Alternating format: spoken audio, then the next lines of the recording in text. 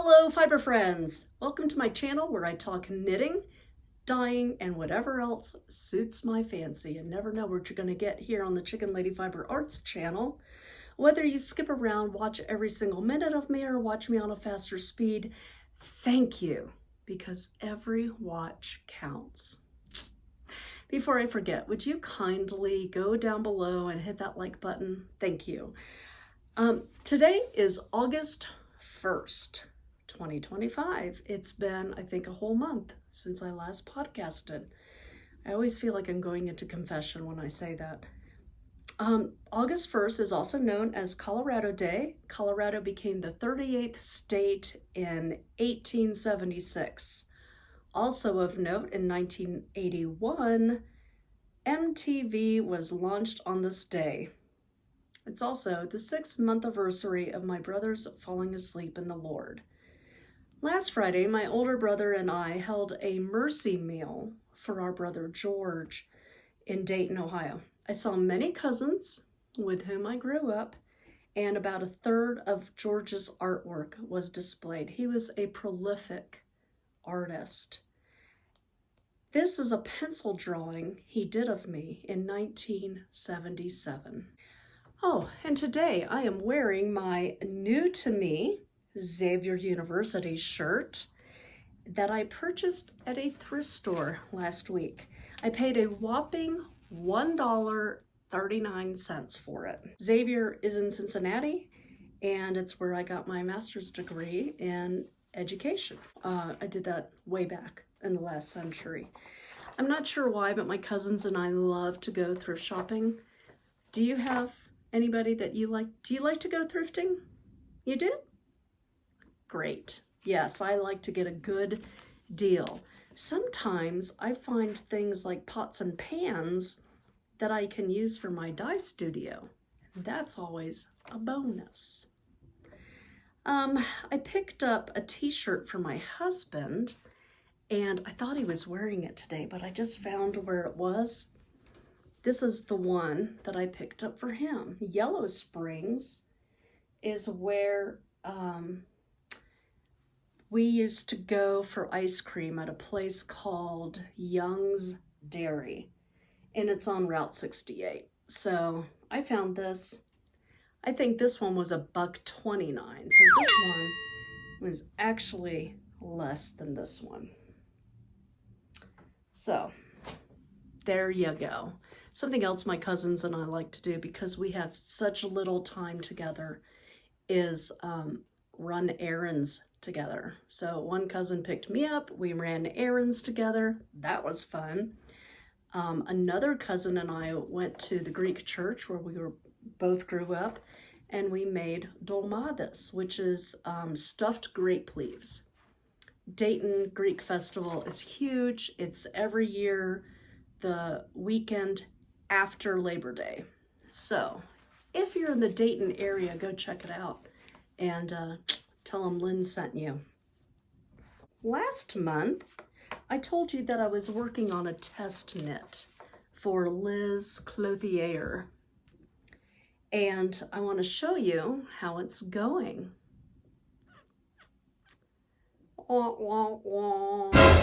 Yeah, frogged all of it. I'm sorry, Liz. I'm going to start on it again. Last night, I thought I would do a little try on, and it fit if I was a size smaller. A lot of negative E's on it. So I'm going to reknit it. I'm going to go up a needle size and see if that works. I love the pattern, and I'm not going to give up on it. I think I told you that this is my Sporty Sport weight, which is a blend of silk, flax, and merino. And it gets softer the more I work with it, so I do love it. And this is Mr. Green, I think. I think this is the color Mr. Green. Okay, I have a few little things that I'm going to show you that I actually finished. Well, I'm going to show you the one thing that I finished, and I actually did this during Shark Week. This is a wee little sweater. Isn't that cute? It's a 0 to 3 month size. It's called the Crossover Baby sweater, crossover baby sweater. It is a free pattern. I, oops, came unbuttoned. The yarn is Universal Yarns Dunescape in the color coconut, what I like to call white. And this is a DK weight. And I'm gonna give this to our local pregnancy center. This, I guess I did finish a little square on my, oops, those are my needles, on my 9-patch thing. Remember this thing that I'm working on? So this one is the color, excuse me while I kiss this guy. I loved this so much. Remember, this was I called it a Fluky Friday, but I just used some reds, greens, and blues. This is the summery fingering weight, cotton and merino wool. And then this is the DK, nope, this is the sparkly weight, that one. And this is the DK weight. There we go. So you can see how these three look together. Don't you love it? Excuse me while I kiss this guy. This is how it looks knit up. I don't do knit swatches for my colorways, and here's why. As you know, people normally swatch their yarns, and this one I didn't swatch first, and that's why I chose the wrong needle size. So based on how tightly you knit, the needle size, the project, whether or not you're doing a garter stitch or a knit stitch or a lace, the yarn is going to look completely different. If you don't know how to read a skein of yarn, let me know below, and I can show you some little tips and tricks on how to read a skein of yarn. I know some people like to see how it, quote, knits up, but honestly, it's gonna knit up differently for everybody. Unless it's a solid color, it's gonna just look different for everybody. Okay, I'm holding this thing. Remember when I was gonna give this little thing away? Holding it in my hand here.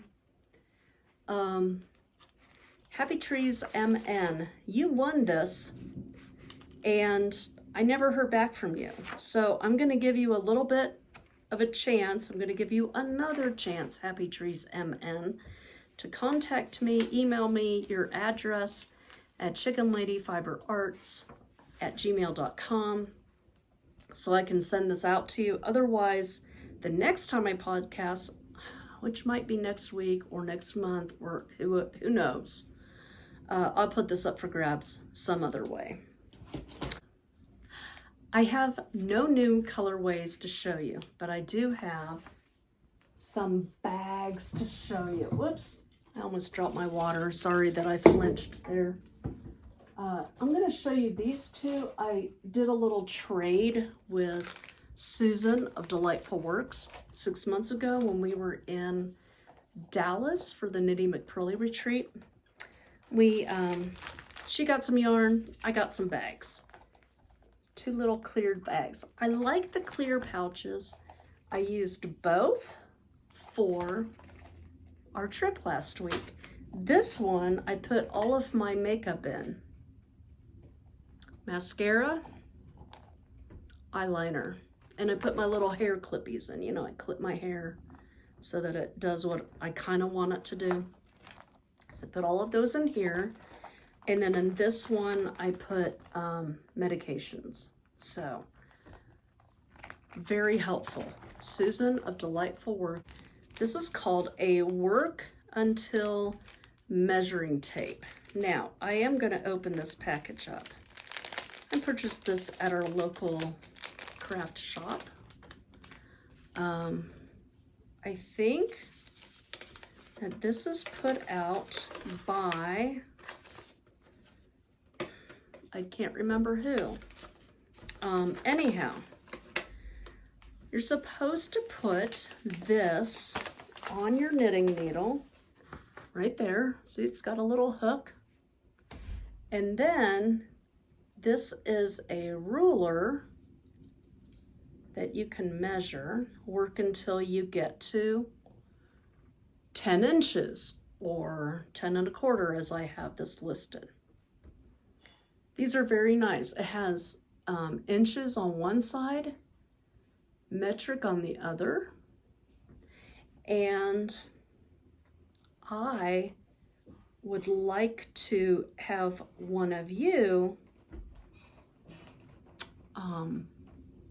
have a chance. I don't want to use that word, you know, that word that you're not supposed to use on the IG or on the YTs. I would like to have the chance for one of you to get this. So just put down in the comments measuring tape if you would like a chance for me to present this to you. Okay, I think these are this was $10 when I purchased it. Otherwise, if you don't have $10, but you do have a dollar bill, you can measure your work with a dollar bill. A dollar bill is 6 inches across. So obviously I had to measure something. Half a dollar bill is 3 inches across. And of course, half of that is 1.5 inches. Now, is this exact? This is not as exact as your measuring tape, but this will do in a pinch. And yes, any American Federal Reserve note counts because they're all 6 inches long. So if you're in a pinch and you don't know what to do, look in your wallet, grab that. Okay, no new colorways, I told you that. Next week I'm getting back to the dye pots. So instead of showing you yarn, I thought I'd read some of the comments that you left on the last podcast that I did way back in July, which was yesterday. I asked what you did with your yarn purchases to prevent bugs. Well, Sharon from Wyoming said, when I get new yarn, I take pictures of it and then I enter it into Ravelry. Sharon, you're so organized. Wow. Then she has totes that she keeps most of her yarn in, but not many that are tightly sealed. She's never had problems with bugs, thankfully. Okay, Janice P, 95. Is that the year you were born, 95, or is that the year you were married, like me, or I'm always curious as to what or is that the year you graduated from high school? Anyhow, Janice P puts her yarn purchases in zip bags. Good idea. Lady Di, 73, just purchased yarn from that company that we were talking about that allegedly had a yarn problem. I'm saying allegedly because I've not seen any pictures of little bugs or anything. I've seen lots of accusations, but I haven't seen any proof. I need the proof. Lady Dies 73, her yarn came in a sealed plastic bag, which is great. Donna Loves Yarn puts her yarn in a deep freeze. Nice, so if anything that's in there just freezes up. Kate Davies, 16, puts her yarn, she pulls her yarn out of the package to take pictures and to see if there are any hitchhikers. That's a nice way of saying bugs. And I'm sorry, my little Bluetooth guy is falling out. She puts her yarn in plastic bags. Shauna Stitches says that Travel Lori is sweet for making the knits for me.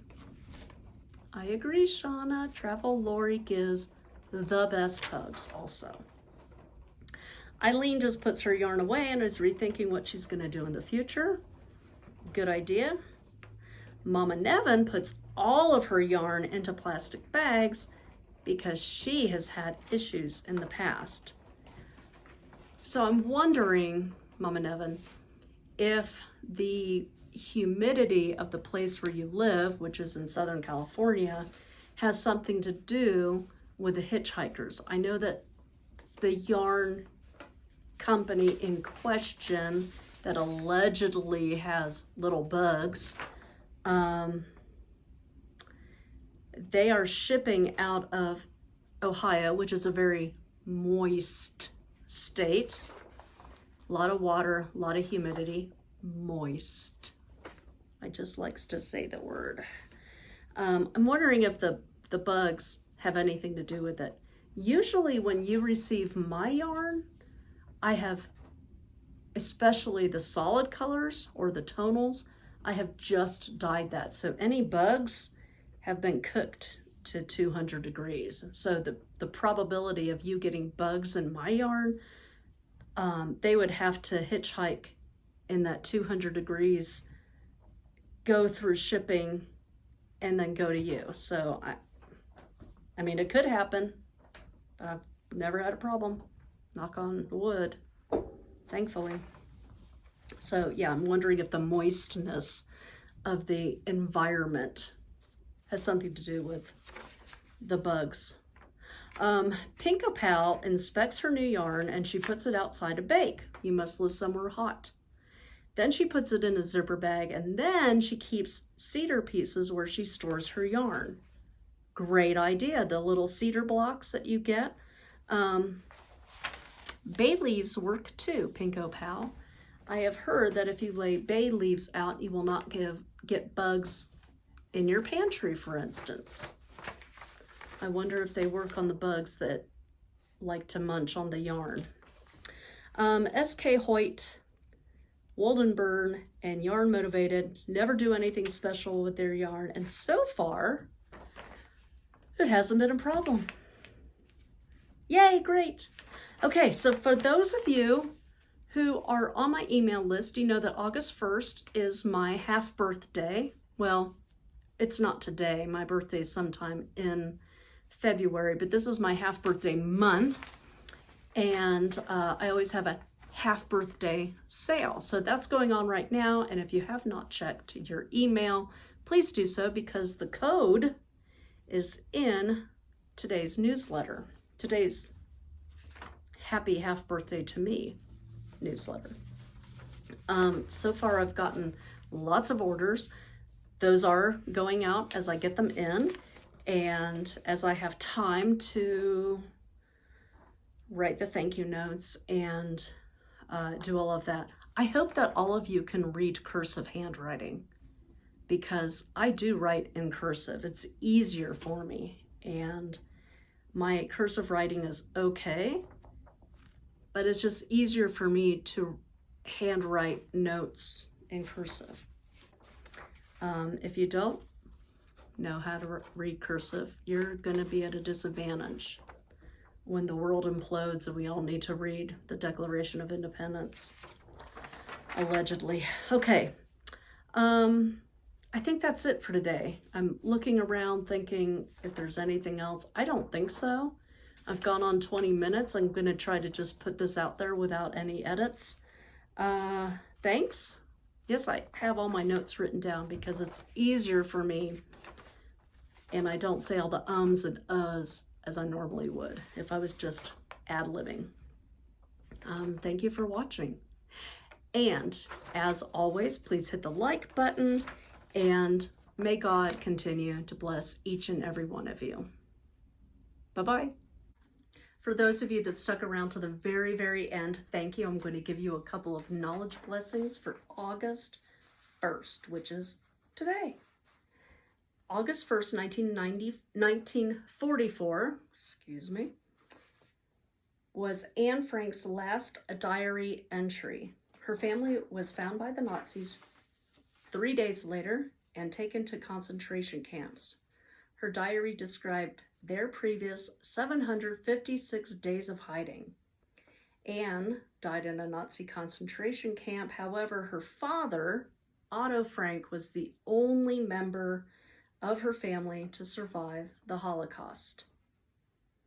Today is also William Clark's birthday. He was born August 1st, 1770, and died in 1838. He was of the Lewis and Clark fame. He helped explore the American West, establishing a route to the Pacific. And of course, last but not least, it is National Girlfriend Day. So grab a girlfriend, go out thrifting, and go craft something pretty. Blessings to each of you. Bye-bye.